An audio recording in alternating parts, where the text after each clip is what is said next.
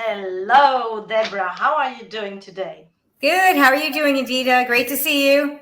I'm fine. Thank you so much. Nice to see you too. So, hello, everyone. Welcome for people who tune in now. My name is Edita Warben, and I'm here with you with my lovely friend, Deborah Lieben. Deborah Lieben is from Washington, D.C. Beautiful place, by the way, if you never went. I was honored to be there. And I'm from London. And both of us are certified coaches and trainers and speakers with Maxwell Leadership Team. Uh, and we are talking today about one of the very famous books, John Maxwell's book, and it's called Leadershift. And today is our 10th episode, and we're going to talk about the influence shift, the positional authority to moral authority, how to shift from the position to moral. And true measurement of leadership is influence, nothing more and nothing less. And John was known for this for over 45 years. For he said that, and we both agree very much so about it. And my question to you is, first of all, what authority have you used as a leader? What is your authority? What do you have, you think? And there's 10 types of authority that John mentions, but however, we will talk about one of them today. And the one is positional, how to move from position authority to moral authority. But before we go there, I just quickly mention to you the 9 of them. So the rest 9. So first of all, it's position authority. Second is natural authority, knowledge authority, situation authority, relational authority, proximity authority, success authority, mentor authority, and seniority authority. You see, I struggle with this word, some of these English words, but I'm not going to mention about them. If anyone would like to know more, just give us a shout and we can explain them on another time. But we want to concentrate, it's just for you so you know, but we want to concentrate on the moral authority. And the moral authority is influence based on who you are, or on what values do you bring to the tables, or what is your character, what is like, who are you, when people don't see you, are there character matches to people, to this what people don't see you versus when you show up, how people look at you. The question is how to get so people will lend you their hearts instead of their hand. That's so important. And I think that's to do with the moral authority. You need time. You can't buy this. You need time to get through that process. So I hope this explained a little bit. And Deborah, I will get to you. So what do you think are your favorite keys from this chapter? Favorite things that you stopped and reflected? Takeaways? Yep, takeaways. Thank you, Adita. Takeaways. Here we go. No, and thanks for sharing that list. I think it's really important to look at where authority actually comes from. So you listed a number of ways authority comes, where it might show up. But I want to talk about the pathway to moral authority.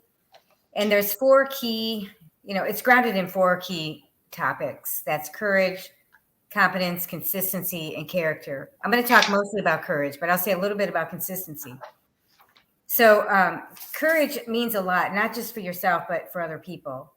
If you think of David and Goliath, the story of David and Goliath. So David was a small man, had no military experience, and he went up against the Philistine army. But that's because he had belief system and he had faith. So you do have to have faith in yourself. I want to say that, and faith in a higher power that's there to help you along the way. It's really important. But he had faith, and so he was able to move forward and with great courage to do what he needed to do, and he was successful. So you really have to think about that, like how are you showing up? What are you going to do? And it's, when you do things like that, it actually influences other people because they can see that if you can do it, they could possibly do it too. So courage means moving forward in the face of fear. You're always going to have fear. Courage will encourage other people in difficult times when you kind of step up to the plate and do what you have to do. And courage isn't always going to roar. It's not always going to be in people's face. Sometimes it's a quiet voice at the end of the day, just saying, I'm going to get back up tomorrow and try again. So it doesn't have to be like this big announcement, right? Courage enables people to maximize their potential.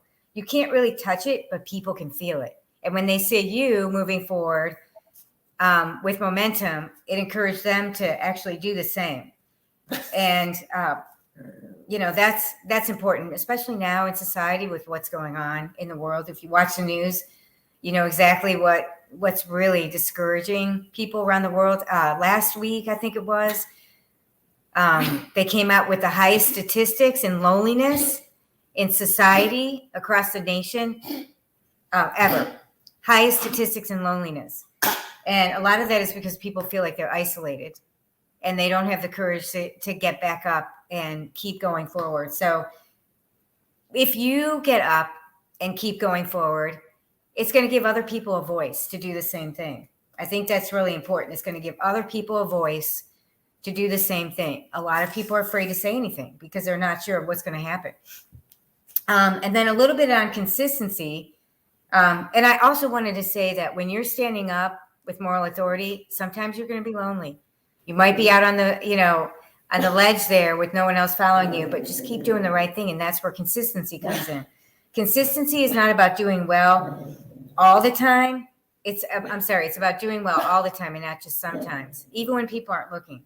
So there's a really good book called Visioneering by Andy Stanley. And he talks about the value of consistency related to moral authority. He really does talk about that. So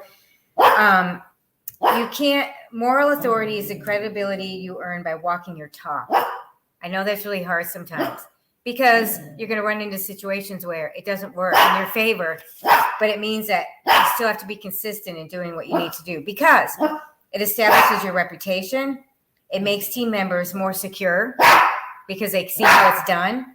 It allows for an accurate measurement of your growth. It makes you relevant, right? People who bounce back and forth between engagement and disengagement always have to play catch up.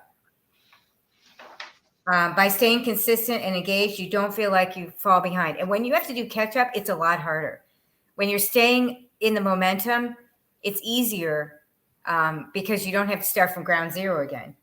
Consistency models your expectations for others. It gives them an idea of what it looks like. Sometimes people don't know what it looks like and they're not sure how to proceed.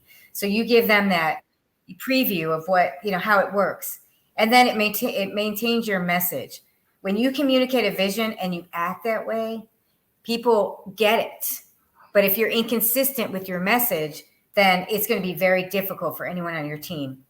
And then character is something that you also mentioned. So really think about that one. I'm not going to go into details in it, but you have to be bigger on the inside than the outside. You really have to look at how you make your decisions and how you show up every day. And are you consistent with those decisions and what your values are? I know Adita mentioned the values, but making decisions with the right intentions surrounded by your value system is what's really going to make a difference in the world. And you're going to feel better about it because if you're not consistent with your values, then you're going to feel like something's at a disconnect, and you're also going to be a little stressed out because you're not going to feel right about what you're doing.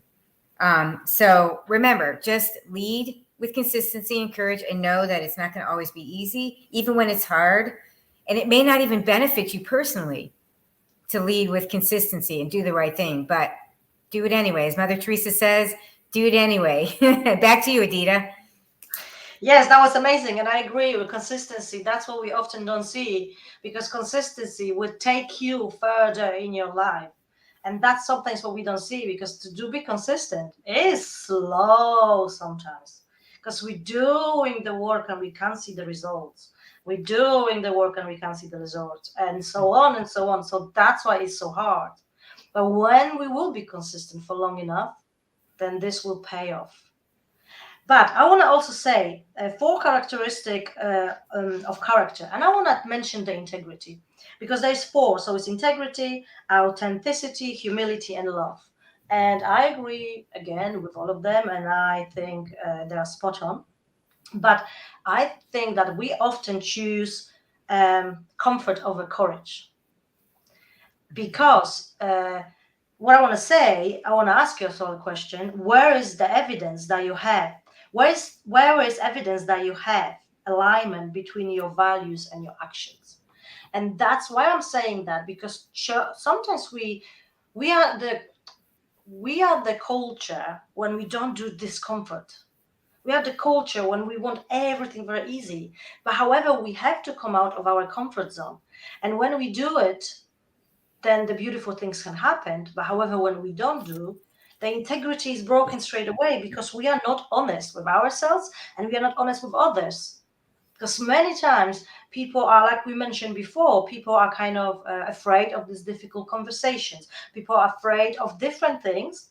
But I think this everything comes with integrity. When you're looking into the mirror, do you think you say the same at home or you will say at work? Because that's something very important. And I think this is to do with courage quite often, because we're not gonna we just missing this being courageous again to do that. And actually we should ask ourselves, what do we do the same things, as I mentioned, out when we out or when we in? Because many times we do different things when we're alone, many times we do different things when we are with people. And when you find yourself in that position, in my eyes, this is my explanation, but when you find yourself in this position, I think the integrity, you will have to work on your integrity a bit more. And that's my opinion. I feel that way. And I think that's why I was thinking it's very important to mention, because doing a hard things, not taking the easy road, that's what it's all about, I think. Mm-hmm. Yes, Adita, it really is. And I know right now in the times that we're in, people find that hard to do. But I just want to add one thing to all this. And I know you talked about love, so I'm going to tie this into community. John Maxwell really talks about the key way to really make a difference is to make sure that you're valuing people, putting them first, really understanding what they bring to the table and bringing that out in them. Sometimes people really don't know what their strengths are. So I bring it also back to community. You can't do anything without community. If you're trying to do this alone, it's not really going to work, because you need people for everything. People need you as well. People need your strengths. People need to see what you bring to the table. People also need to see your mistakes so they can learn from them. Not that you want to make mistakes, but you will, because you're Sometimes human. laugh, yeah, sometimes laugh. Yeah, Sometimes laugh. you laugh about it. Right. But the key is, again, you're showing people that too, that you're human, and that's important. But the one thing that we want to wrap up with today, just thinking about the concepts that we talked about, we talked a little bit about positional authority again, and then how you move from positional authority to moral authority, so people are following with their heart rather than just lending a hand. And that's what creates momentum. That really is what creates momentum. So here's some things to think about. This is directly from Mark Cole, who is a big fan of Leadershift. He's asked you these questions to think about, and we are going to ask you the same. What do you want to do with your leadership? What do you really want to do with your leadership?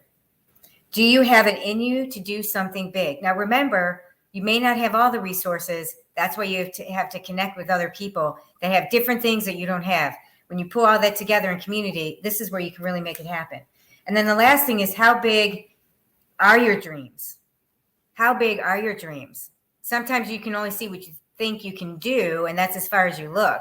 But if you have the courage to step forward and bring other people with you, you can do a lot more. So here's the things we would love for you to think about this week. Put some notes in the chat. Let us know what you're thinking, and we look forward to seeing you next week. Any last words, Adita? Yes, I have one last word. I'm not going to say who said that, but there is a person, everybody knows this person, and he said, if you dream, dream big. That's for that question, for the last question. All right. Thank you, Adita. Everyone have a great day. We'll see you next week. Take care. Bye. Bye, Adita.